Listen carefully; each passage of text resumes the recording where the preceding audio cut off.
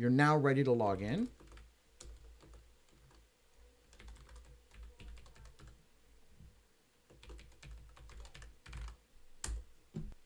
And now we're logged in. This is what you're going to see when you log in. Unless you have beyond extra permissions, this is all you're going to see. So you're going to be here. If you are somebody in marshal activities, your list of existing approved activities will be here. If you are new, this is where you're going to go request those authorizations. You would do that by clicking the request authorization button I'm highlighting here. It's going to ask what activity you want to authorize in. You can pick that activity, and then you can say, who do you want to send that to? And it's going to give you a list of people you could send that authorization request to. You'll pick a person and click submit. That authorization request is sent. You can see that it is pending here. It will then get approved or whatever. Once it's approved or whatever, it will show up on your authorization card. This is the same authorization card we've had before. Nothing magical there. You take this, you print it out, you tape it to your shield, you keep in your wallet, however you want to do it. And extra cards will show up as you have authorizations to show. Going across what's happening on the screen, you have your account, you have your authorization card, which you just clicked on. You have a submit award recs button. Then we'll cover that in a separate tutorial.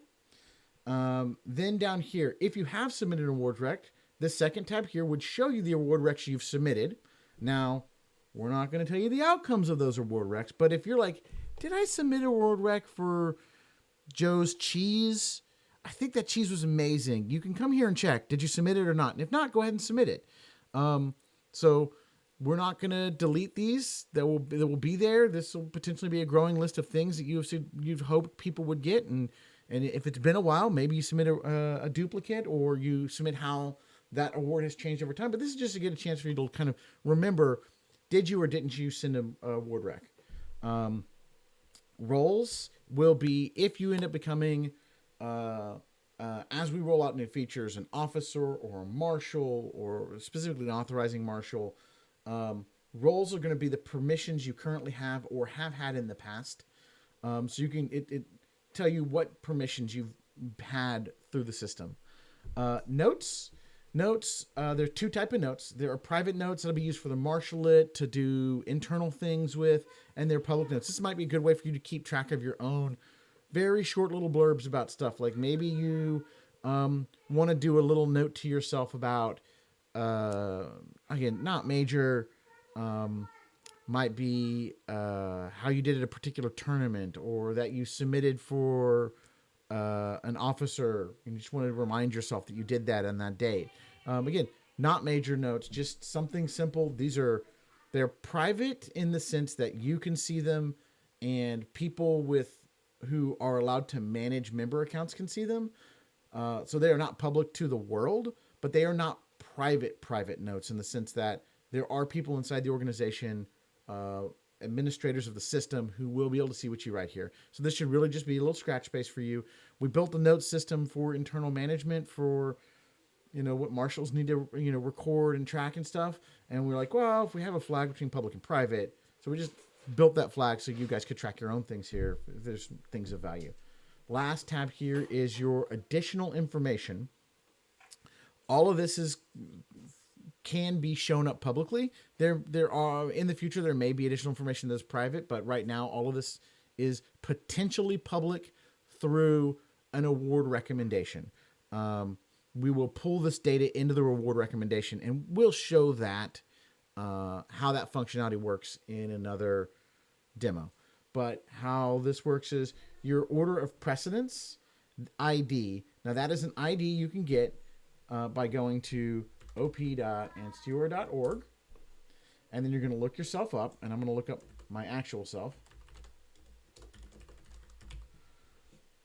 And I'm going to look myself up, and I want to grab if you see in the bar at the top, in the address bar, there's a 5 or more character code there. We're going to grab that code, and we're going to go back here, and we're going to paste that into our order of precedence. So that is going to help us make an order of precedence link. That link will be available when somebody submits an award rec, and that link is accessible when the Crown is making decisions. They can very quickly look at award recs and they can look at your OP while they're doing it. So they don't have to keep multiple browsers open. It's all available to them very real time.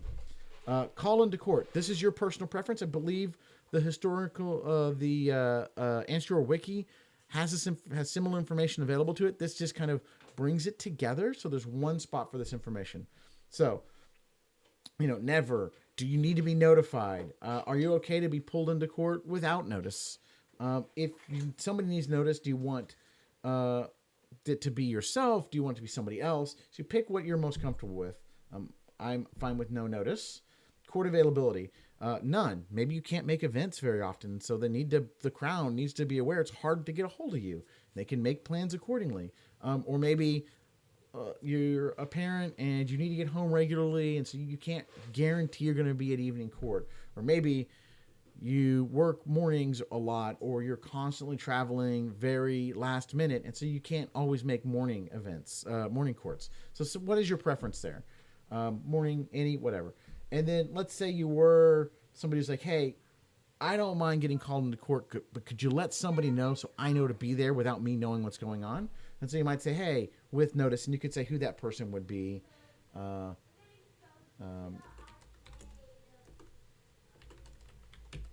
we go. So once I've set all those values up, I'm going to click submit. Now I've updated that. And you notice the order of precedence link has shown up on my account. And there's my account. There's my order of precedence. It's linked in for people to get to. Up here, I can also change my password. And if there are details here that I'm allowed to edit, I can edit those details from the edit button. I can edit things like my address, my barony, my phone number, things I can't edit because they have kind of compound impacts. Can't change my birth date. We need to reach out to the secretary to do that. And I can't change my membership status or my membership information. You have to reach out to the secretary for that information. So that tells you how this screen works. The last thing that's on the screen that may be of interest to you is the email a mobile card. So this is one of the new features we have is a card that's optimized for being used on a phone. I'm going to go ahead and click on that, show you what that email looks like. I'm going to show you what it looks like in a browser. But if you have a phone, you can make this an icon on your home screen of your phone as well. So you click the email link. It's going to email a link. We'll go back to our fake email server, and you're going to get an email that looks like this.